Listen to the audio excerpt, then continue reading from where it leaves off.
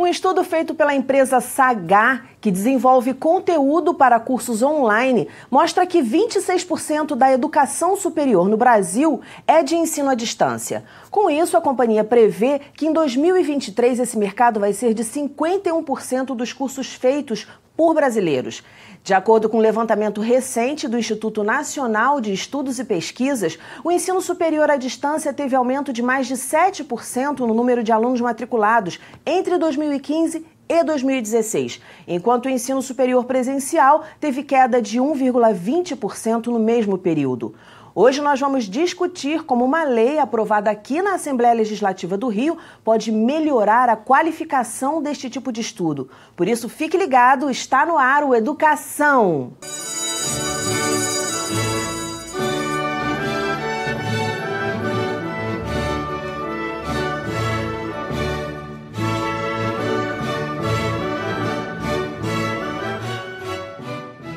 Meus convidados são o deputado Paulo Ramos, autor da lei que melhora as condições de trabalho dos professores de educação à distância, e o deputado Valdec Carneiro, mestre em educação. Muito bem-vindos ao programa. Começar com o deputado Valdec Carneiro, fazendo aí um cenário da educação à distância no Brasil. Olha, a educação à distância no Brasil, a rigor, existe há muito tempo. Que quando a gente fala hoje de educação à distância, a gente se remete direto às novas tecnologias.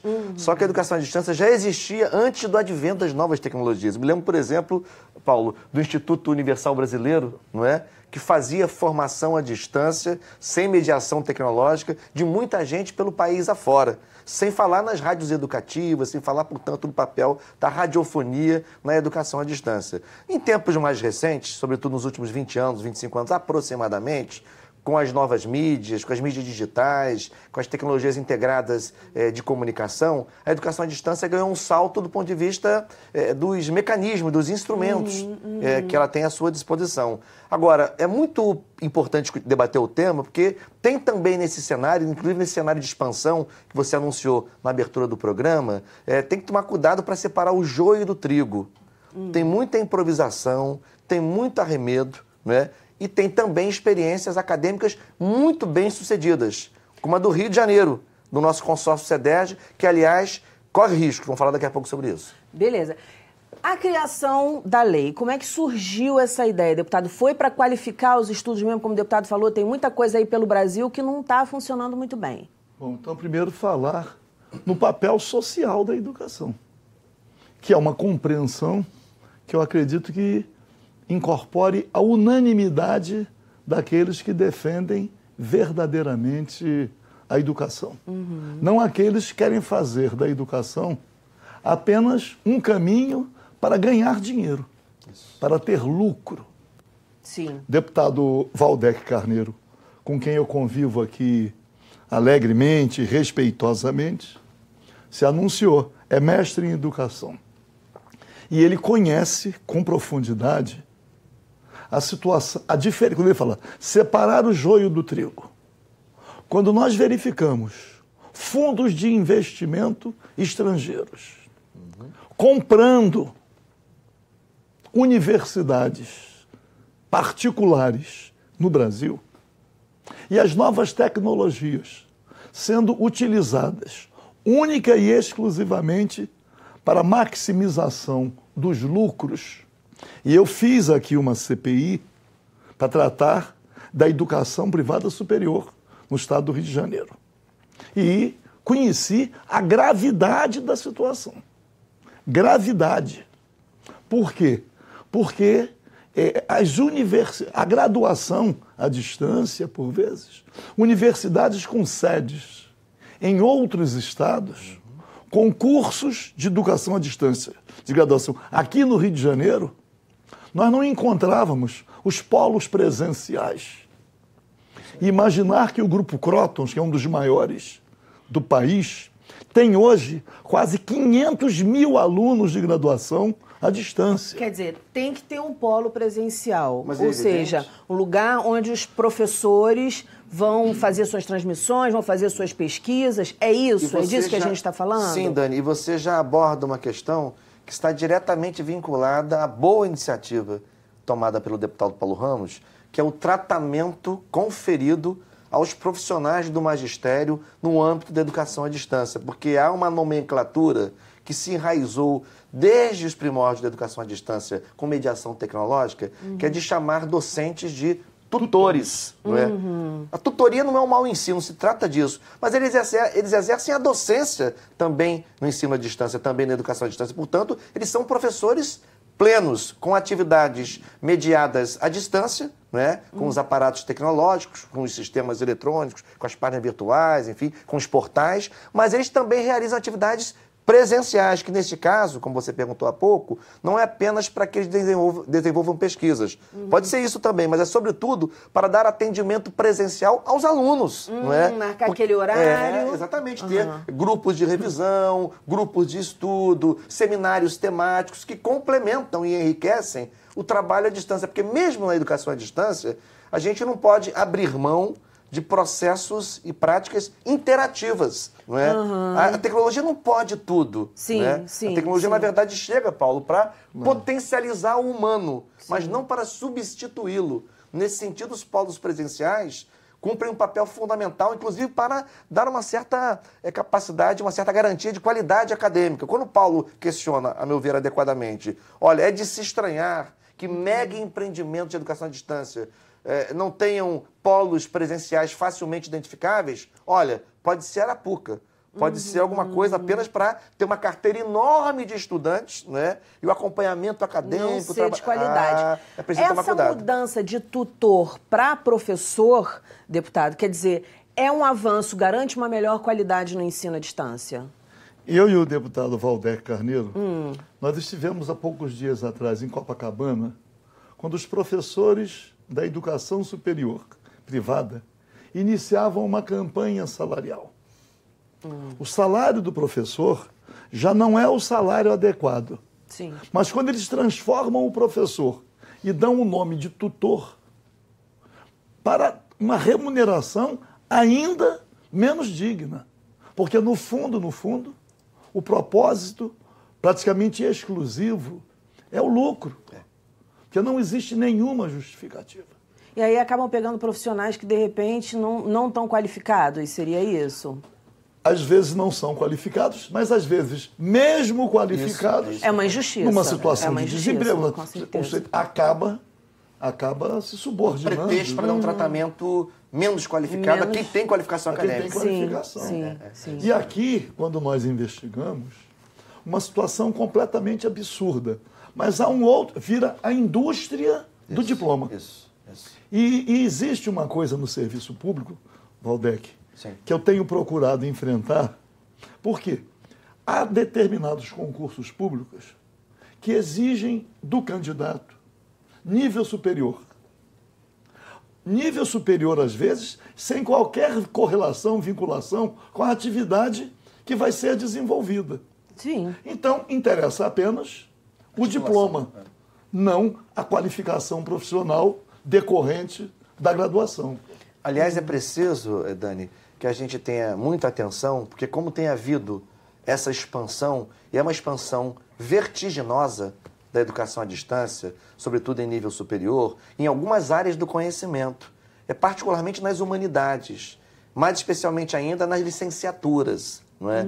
Então, é muito importante cuidar da qualidade acadêmica, senão a gente pode ter um exército muito grande de professores formados, e se esses processos de formação não forem qualificados, isso pode ter consequência na formação de várias gerações de alunos daqui para frente. E mais, outra coisa que é importante ressaltar, o Ministério da Educação nos últimos anos, né, sobretudo a partir dos anos 2008, 2009, foi desenvolvendo mecanismos mais adequados para fazer a validação e o credenciamento, tanto das instituições quanto dos cursos. Porque até então era um pouco assim, Paulo, a moda boi, né?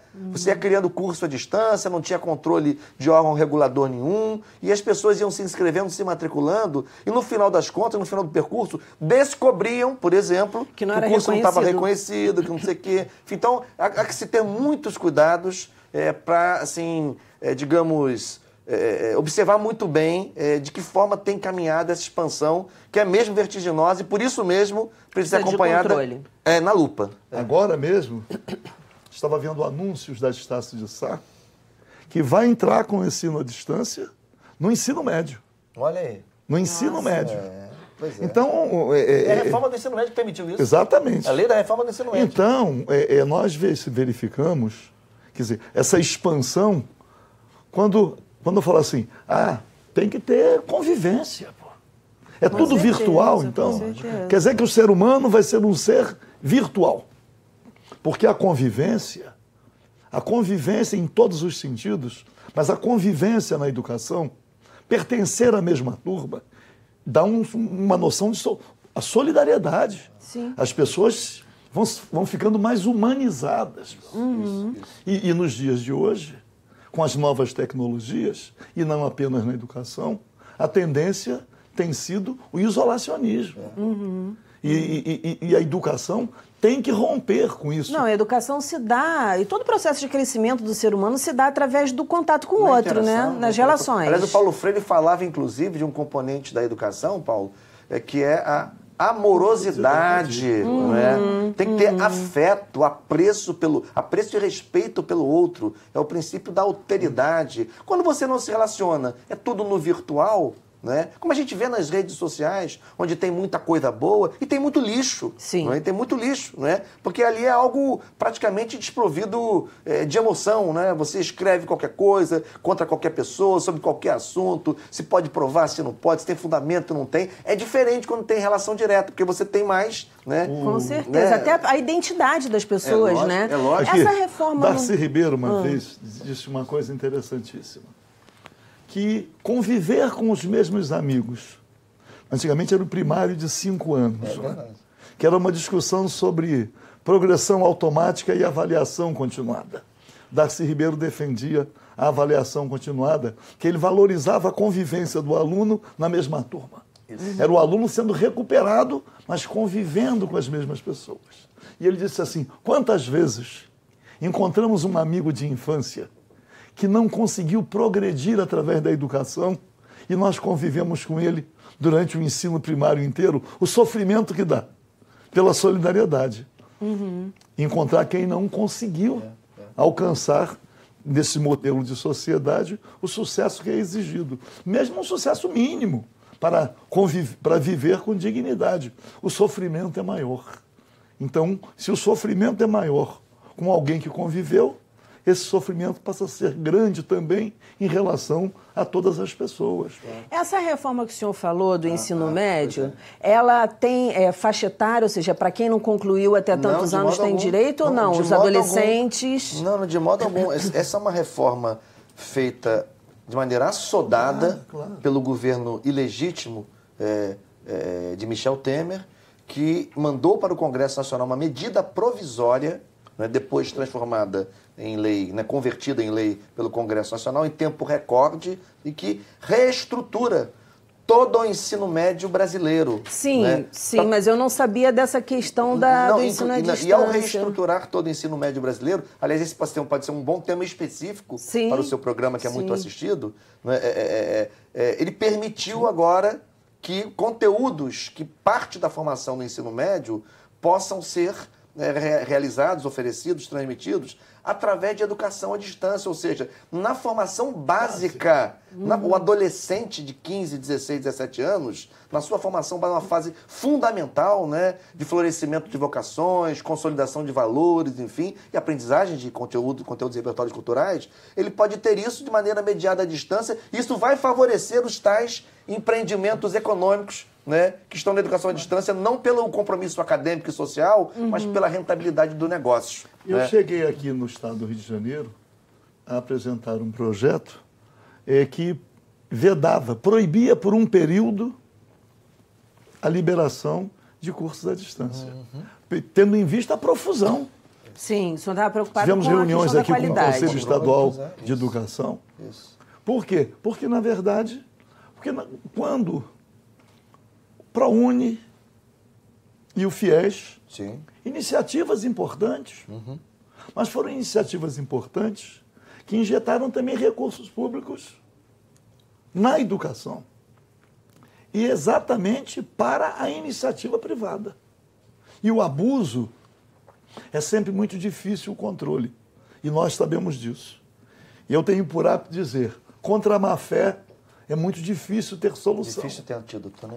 Essa lei do senhor, ela institui, de certa forma, então, um vínculo do profissional à instituição? Na verdade, elimina a figura do tutor. Mas acaba por consequência... Não. Nos polos presenciais, não teremos tutores, teremos professores. Isso. Professores, porque existe piso salarial em lei, tem algumas conquistas da categoria que eles conseguiram contornar dando o nome de tutor. Exatamente para um pagamento menor, para um salário menor. Que tem nesse caso, na lei aprovada aqui de autoria do Paulo Ramos, tem a valorização material, né? Ou seja, por exemplo, a lei prevê que esses professores sejam alcançados pelo piso regional do magistério no Rio de Janeiro, mas tem também uma dimensão muito importante, que é a valorização simbólica. Porque quem é engenheiro e exerce a profissão de engenheiro quer ser chamado de engenheiro. Quem é médico e exerce a profissão de médico quer ser chamado de médico. Quem é professor e exerce a docência quer ser chamado de professor. É a profissão dele. É para isso que ele estudou, para isso que ele se formou. Agora, se você me permite, Dani Paulo, assim, eu falei, mas não voltei ao tema. O Rio de Janeiro, o nosso querido estado, tem uma experiência bem sucedida de educação superior à distância que está sob risco, né? E aqui me refiro, né, ao consórcio CEDERJ, né, vinculado à Fundação CCERJ, do Estado, né, que foi criado no final dos anos 90, reunindo todas as universidades públicas do Estado, estaduais e federais, que passaram, a cada uma delas se distribuíram, passaram a responder pela oferta de cursos superiores à distância através de um consórcio entre elas, né? Entretanto, não é só a Fundação CCERJ, todo o campo da educação de ciência e tecnologia no Estado estão vivendo uma crise sem precedentes, uma crise de financiamento, uma crise de vontade política, uma crise de atenção, enfim. O Rio de Janeiro até nem tem mais uma Secretaria de Ciência e Tecnologia. Ela foi embolada ali com a Secretaria de Assistência Social. Então, assim, o consórcio CEDERJ, que este sim é uma experiência academicamente relevante e bem-sucedida de educação superior à distância no Rio de Janeiro, começa a correr riscos por falta de apoio, falta de incentivo, falta de financiamento, falta de políticas que valorizem essa experiência já credenciada pelos 20 anos de trajetória. Deixa eu primeiro mandar um abraço para o professor Carlinhos. Carlinhos Bechovski. Que está lá há anos, um lutador muito grande. Mas dizer que a destruição do CEDERJ já faz parte dessa política. Faz. De desvalorizar aquilo que mobiliza na educação à distância, mas não mobiliza com a finalidade do lucro. Do lucro exclusivamente. Então, é uma situação dramática, quando diz assim, aqui no Estado do Rio, não é só no Estado do Rio, no Brasil inteiro. Sim. Nessa questão agora das dificuldades financeiras do Estado do Rio de Janeiro, o governo federal chegou a propor que o Estado do Rio de Janeiro abrisse mão de suas universidades públicas. Textualmente. Exatamente. Eu estive outro dia no debate no Clube de Engenharia, estava lá o presidente da SBPC, falando também na falta de investimentos. Ildeu Moreira, querido. Na pesquisa científica e tecnológica. Professor Ildeu. Então, é uma situação dramática, por quê? Porque isso é um projeto de submissão, tem a ver com a soberania nacional. Exato. Tem a ver. E como que a Assembleia Legislativa pode trabalhar em relação a isso? Olha, tem trabalhado de várias formas. Pela iniciativa de vários parlamentares. Nós temos feito, por exemplo, várias audiências públicas para constranger e pressionar o Poder Executivo. Por exemplo, nesse momento, olha aí, tramita na Assembleia Legislativa, que ainda não tramita. Que a gente estava lutando para que fosse publicado, porque também tem isso, né? Aliás, recentemente em plenário eu comentei, Paulo, você que tem muita experiência. Eu não consigo entender porque que deputado tem que ficar lutando para que seus projetos sejam publicados. Né? É o princípio da transparência, né, no processo legislativo. Não é colocado na ordem do dia, não.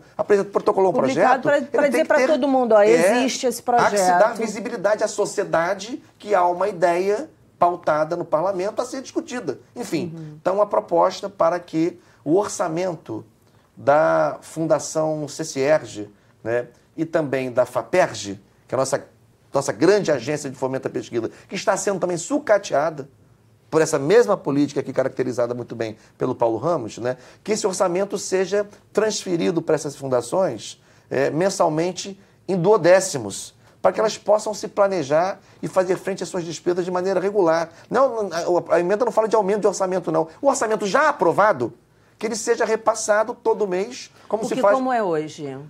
Não tem parâmetro. O governo do Estado transfere ou não transfere quando bem entender. O que quer dizer é a verdadeira autonomia. É isso. A autonomia administrativa, a autonomia financeira. A autonomia universitária tem que englobar também a autonomia financeira.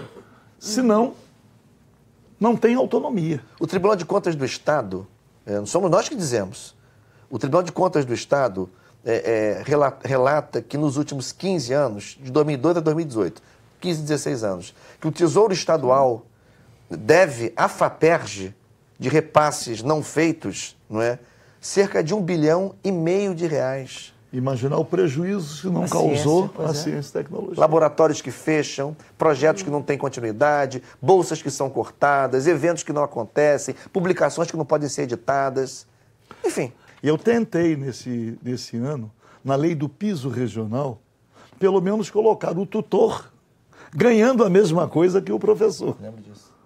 E ainda não consegui, então deixa essa sugestão. Gente, muitíssimo obrigada pelos esclarecimentos. Que bacana. Sucesso no trabalho.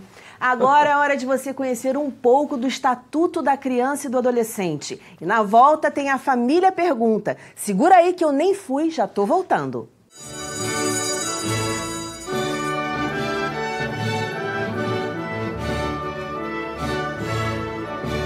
Nós estamos no momento A Família Pergunta. Aqui, responsáveis por crianças e adolescentes vão poder tirar dúvidas com especialistas. Você manda a sua pergunta para a gente pelo e-mail educatvAlerj@gmail.com e nós vamos encontrar um profissional para te dar a resposta. Hoje quem pergunta é Cristina Barbosa Bastos, mãe da Monique e da Marcele. E quem responde é o psicólogo, professor universitário, gestor de carreiras, Eliseu Neto. Muito bem-vindos ao programa. Pode começar, Cristina. Eu queria saber se tem algum meio, alguma forma que a gente perceba se o adolescente não foi induzido ou influenciado na escolha da profissão, na época de vestibular. Acho que não existe ninguém que escolha uma profissão sem ser influenciado.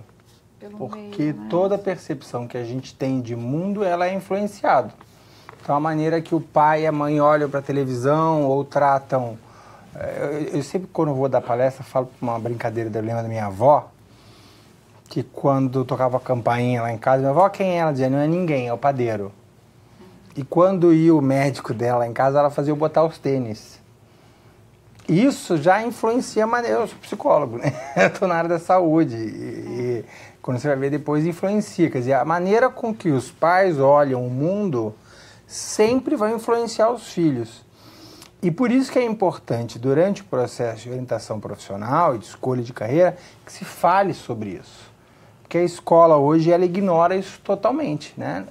Escolher profissão é como se eu fosse lá ver ali os aspectos práticos. Os meninos me falam assim, o que vai me dar dinheiro? E não existe. Se tivesse a profissão que dá dinheiro, todos os orientadores profissionais estariam fazendo ela e ganhando muito dinheiro. Mas não é só dinheiro. A profissão, ela pega um monte de outros aspectos. É claro que existem influências patológicas. Eu acho que hoje em dia a questão financeira é muito patológica. E isso é uma tristeza que eu tenho, mas há 12 anos atrás, 10 anos atrás, eu ia nas escolas e falavam. Eu vi os meninos escolhendo engenharia de petróleo. Eu falava assim, vocês estão fazendo um chute no escuro. O tempo médio de se formar em engenharia é 8 anos, o tempo médio de entrar no mercado é 4. Vocês não sabem como é que vai estar o mercado de petróleo daqui a 14 anos. Vocês não podem escolher profissão assim. Até hoje eu recebi e-mail de gente falando, pois eu tinha que ter te ouvido, eu não devia ter escolhido, porque olha aí, o barril do petróleo é embaixo, a crise da Petrobras. Então tem influências que são piores, mas não tem sujeito neutro. Um sujeito livre. Então é importante falar de todas as influências. Nós temos 370 profissões diferentes, 56% das inscrições são em 6 cursos. Isso não é à toa. Metade dos jovens do Brasil não pensa igual. É porque nós temos ali aquelas profissões que todo pai e mãe vai ficar muito feliz, vai dar um presente, vai dar um carro, vai se orgulhar, e as profissões que são mais desvalorizadas. E às vezes aquele garoto tinha muito mais a ver com uma outra profissão, com outro curso, um curso técnico, ou com montar um negócio. Há um discurso muito grande de que todo mundo tem que fazer faculdade. Isso também é pressão familiar, né? Se você não faz faculdade, isso é uma loucura. Mas tem gente que não, que pode escolher uma outra coisa, arte, dança, e que são profissionais esporte, brilhantes e bem remunerados porque fazem o que gostam. fazem o que gostam. A gente saiu de uma época de profissões que davam dinheiro para uma época de profissionais que ganham dinheiro nas suas áreas. Eu sou criativo, inovador. Ótimo, né? Isso é uma grande mudança que a escola não entendeu, nem a sociedade, nem a mídia. A mídia fica toda hora, toda época que chega a época de... Me liga, Eliseu, quais são as profissões do futuro? Quem são os profissionais do futuro? Essa é a pergunta. Próxima pergunta, Cristina. Você já até respondeu a minha segunda pergunta, né? No caso, nesse momento de vestibular, perante a crise que a gente está vivendo, né, até na educação, como a gente deve orientar as crianças, os jovens, que caminho seguir? Eu sou muito contra que se oriente só agora. Eu até já vim aqui. Sim, antes falamos sobre isso. Escolha profissional. Um livro meu que é para crianças de 6ª série. E eu tenho trabalhado politicamente muito isso, de que a escola entenda que a função dela falar sobre projeto de vida, não só profissão, mas de quem eu sou, o que eu quero ser durante todo o percurso profissional. A aula de matemática tem que me ajudar a pensar sobre isso. Se a gente tem filosofia e sociologia, se ela não me faz pensar quem eu sou, o que eu quero. Deixar para o último minuto é apavorante. Hoje, 80% dos jovens que passam no Enem nunca vão trabalhar naquilo. Eliseu, deixa eu te pedir para dar uma dicasinha para ela, que pelo visto você está nesse momento, né, com as suas filhas ou com uma das suas filhas. Eu já passei, estou passando por outra. Está passando de novo. Pedir para você dar essa dica, que a gente tem 1 minutinho para encerrar. Eu acho que é fundamental, assim, ir visitar os profissionais, conhecer gente que atua naquela profissão, saber como é que é o concreto daquele dia, qual é a relação, qual é a dificuldade, como é que é o curso. Os cursos são muito imaginários. Como é que é o currículo, o que vai ser estudado, como é que funciona. Eu acho que isso aí é a principal dica. Conhecer a profissão de verdade. A escolha ela é muito fantasiosa. Eu acho que medicina é assim, é assado. Como é que é lá no hospital, quando falta gás? Essa é a principal dica, é conhecer as profissões. Muitíssimo obrigada pela participação de vocês. Sucesso aí com a sua filha. Obrigada e parabéns pelo trabalho, Eliseu. Volte mais, tem muita coisa pra gente conversar. O nosso programa fica por aqui. Na segunda-feira que vem tem muito mais às 9h da noite. Educação, se você não se envolver, não rola. Dias felizes, paz do eu e até lá.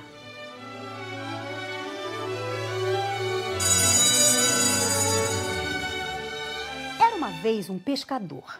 Todos os dias ele acordava cedo e saía para pescar.